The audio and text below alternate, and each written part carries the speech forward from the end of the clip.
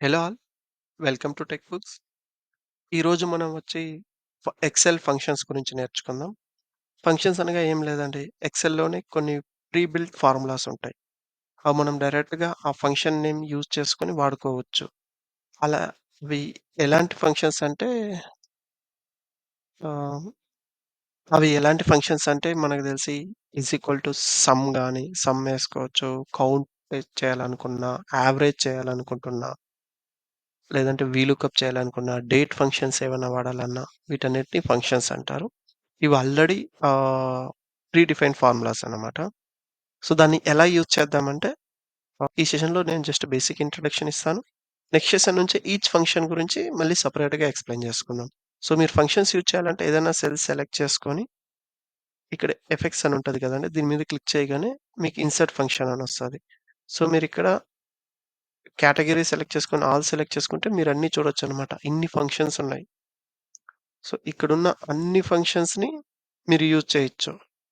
But మనం first కొన్ని మాత్రమే యూజ్ చేద్దాం. ఫర్ ఎగ్జాంపుల్ నాకు యాడ్ గురించి ఫంక్షన్ కావాలనుకో, నేను జస్ట్ యాడ్ క్లిక్ చేసి గో కొడతాను. ఇక్కడ యాడ్ రిలేటెడ్ ఫంక్షన్స్ అన్నీ వస్తాయి. సో, నేను సమ్ సెలెక్ట్ చేసుకుంటా. సో, ఓకే చేసుకొని నాకు ఏ ఏ సెల్‌లో ఉన్న డేటా సమ్ అవ్వాలి అని నేను సెలెక్ట్ చేసుకుంటా. నువ్వు డైరెక్ట్ ఇక్కడ సెల్ రిఫరెన్స్ ఇచ్చుకోవచ్చు. సి4 నుంచి సి10 వరకు.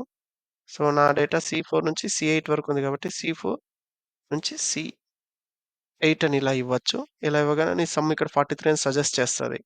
సో, నీ ఫార్ములా రిజల్ట్ వచ్చి 43. మన ఈ నంబర్స్ అన్నీ సమ్ వచ్చి 43 అనమాట. లేదు నువ్వు ఇలా మాన్యుయల్‌గా నంబర్ ఇవ్వలేవు నాకు కన్‌ఫ్యూజ్ అవుతుందంటే ఇక్కడ అప్ యారో బటన్ ఉంటది కదా! దాన్ని క్లిక్ చేయగానే నీకు ఇదొస్తది. దీన్ని డిలీట్ చేసి నువ్వు రేంజ్ సెలెక్ట్ చేసుకోవచ్చు ఇక్కడ. సో, ఎంత రేంజ్ వరకు నీకు డేటా కావాలని సెలెక్ట్ చేసుకొని ఎంటర్ కొట్టగానే నీ రేంజ్ సెలెక్ట్ అవుతుంది. సో, మీరు ఓకే కొట్టగానే నీకు సమ్ ఇక్కడ వచ్చేస్తుంది. దీని టోటల్ సమ్. సో, దీన్ని ఎలా యూజ్ చేయాలి ఇంకా ఈజీగా అంటే జస్ట్ మీరిక్కడ ఈజ్ ఈక్వల్ టు సమ్ వేసి టోటల్ వచ్చేస్తుందనమాట. మీరిక్కడ ఫార్ములా బార్‌లో చూస్తే just is equal to sum మళ్ళా సి4 నుంచి సి9 వరకు నీ డేటా టోటల్ అవ్వాలి అని ఇచ్చినావు. సో, మనం మళ్ళీ డిలీట్ చేసి మళ్ళీ ఒకసారి చూద్దామా? సో, నాకిక్కడ టోటల్ కావాలంటే ఈజ్ ఈక్వల్ టు నాకేం కావాలి? సమ్ కావాలి. సో, నేనిక్కడ సమ్ సెలెక్ట్ చేసుకుంటా. మీరు ఈజ్ ఈక్వల్ టు కొట్టగానే మీకు సజెస్ట్ చేస్తదనమాట. ఏ ఏ ఫార్ములా నువ్వు వాడొచ్చు అనేది. సో, ఒక లెటర్ కొట్టగానే ఎస్‌తో స్టార్ట్ అయ్యే ఫార్ములాస్ అన్నీ ఇక్కడుంటాయి. సో, నాకు చాలా ఉన్నాయి కాబట్టి ఎస్‌యుఎం అని కొట్టగానే నీకు సమ్ రిలేటెడ్ ఫంక్షన్స్ అన్నీ ఉంటాయి. ఇవన్నీ ఇగ్నోర్ చేయండి. ప్రస్తుతానికి సమ్ అనేది నేర్చుకోండి. సమ్ సెలెక్ట్ చేసుకొని ఓపెన్ బ్రాకెట్ ఎప్పుడు అంతే ఫంక్షన్ ఏసినాక ఓపెన్ బ్రాకెట్ మీరు ట్యాబ్ క్లిక్ చేస్తే ఆటోమేటిక్ పడతది. లేదంటే ఓపెన్ బ్రాకెట్ చేయండి. మీకెంత డేటా కావాలో మొత్తం డేటా రేంజ్ అంతా సెలెక్ట్ చేసుకోండి. సో, నాకు సి4 నుంచి సి8 వరకు ఉంది. క్లోజ్ బ్రాకెట్ ఎంటర్ కొట్టగానే నా సమ్ ఇక్కడ నాకొచ్చేసింది. అలాగే నాకు యావరేజ్ కావాలనుకో అప్పుడేం చేస్తావు? ఏం లేదు. Just is equal to average. So, నా రెండో ఫంక్షన్ నేను డబుల్ క్లిక్ చేసి సెలెక్ట్ చేసుకోగానే ఓపెన్ బ్రాకెట్ అది ఆటోమేటిక్ అయింది.